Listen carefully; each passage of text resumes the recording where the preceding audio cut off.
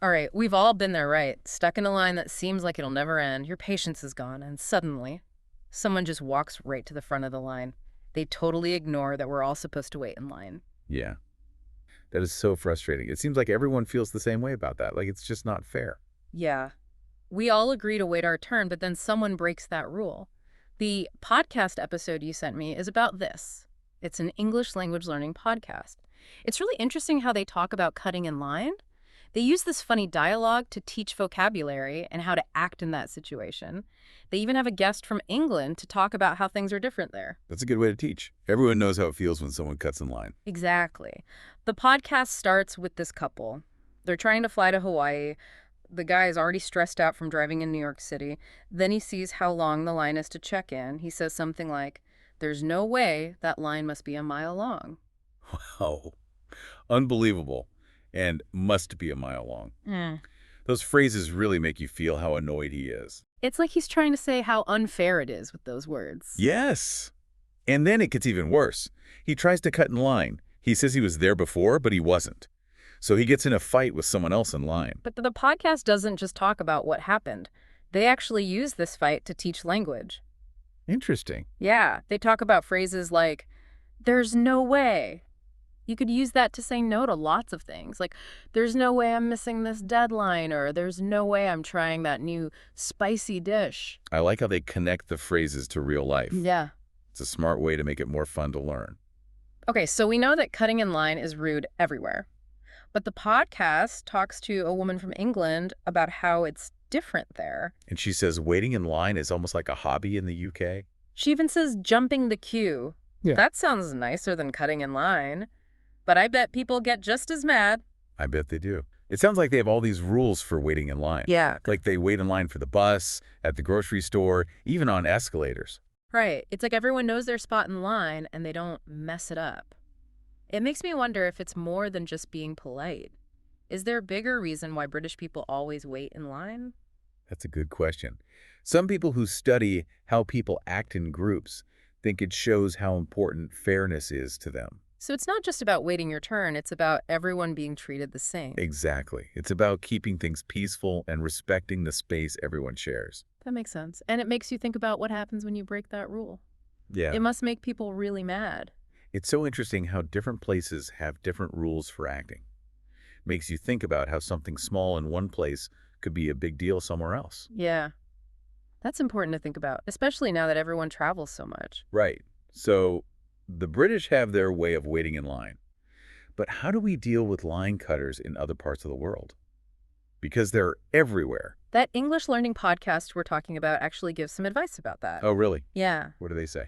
They say to be firm, but not mean. Stay calm and politely say something. So don't yell at them or be sarcastic. Yeah. What's a good example of what to say? They say you could say, "excuse me, but I think you missed the end of the line back there." That makes sense. It's direct, but not too aggressive. Exactly. They also say you can use body language, like making eye contact with the person to let them know they're wrong. I wonder if that's even better than saying something sometimes. It could be. In some cultures, it's rude to be confrontational. Yeah. So just looking at them might be enough. The podcast also says you could use humor. Mm. They said you could say something like, "Oh, did you lose your place in line? Don't worry, we'll help you find it." All the way at the back. That's funny. But I don't know if it would always work. Right. It depends on the person and the situation. Exactly. You have to be careful. And sometimes it's best to just tell someone who works there, like a manager or a security guard, if it's really bad. That's true. But what if you don't like confrontation? Is there anything you can do without talking to the line cutter? Yes. The podcast talks about being a supportive bystander. You can stand with the person who got cut off. It shows the line cutter that people saw what they did. Like a silent protest? Yeah. Even if you don't want to say anything, you can just tell the person who got cut off that you're sorry it happened. It can make them feel better. That's really insightful. It's amazing how this podcast teaches language, etiquette, and even psychology all at once. It's a really good way to teach. Using real-life examples makes it more interesting and easier to remember. Yeah. Gives us a lot to think about. Before we finish talking about this, I want to go back to something you said about how queuing is a cultural thing. Yeah, what about it? I was thinking, what if we used the ideas of fairness and order from British queuing culture to create the best way to wait in line ever? A perfect line where no one gets mad. Exactly. Imagine waiting in line and it's not even annoying. Well, that would be great. What do you think would be important for this perfect line? Let me think it. Well, it would have to be easy to understand. You should know exactly where the line starts and ends. Yeah. And there should be signs that tell you where you are in line and how long you have to wait. That would make people feel a lot better. And maybe there could be something to do while you wait. Ooh, like games or videos on the walls? Or even a comedian to make people laugh. That's a funny idea. But some people might want it to be quiet. Good point. Maybe there could be quiet areas with comfy chairs and relaxing music. I like that. And of course, there has to be a way to stop people from cutting. Yeah, definitely. Maybe everyone gets a number when they get in line. That way there's no arguing about who was there first. Hmm. But we also have to think about real-life situations. Like, what if someone has an emergency and needs to go first? That's the hard one. Maybe there could be a special line for emergencies. That way people who really need to go first can. But it wouldn't be fair to everyone else. And of course, there have to be rules for people who cut the line. What kind of rule? I don't think we should punish them or anything. But maybe a message could play when someone tries to cut, reminding them to be fair. I like that. It's a gentle way to tell them they're wrong. Yeah. And maybe if we make waiting in line fair and easy, people won't hate it so much. It really makes you think, doesn't it? Could waiting in line actually be a good thing? Maybe we just think it has to be annoying. What if there's a better way? But if we make too many rules, do we lose some freedom? That's a good point. Yeah.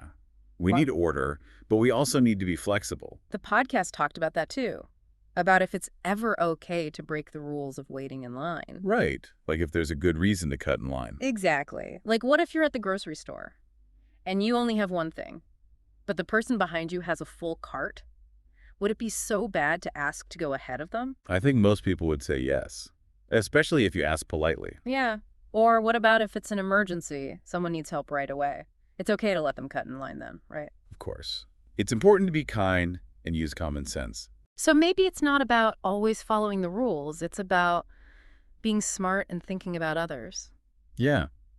Respect the rules, but know when it's okay to break them. And sometimes it's about being patient and remembering that everyone's just trying to get things done. That's true. Maybe we can change how we think about waiting in line instead of being mad about it.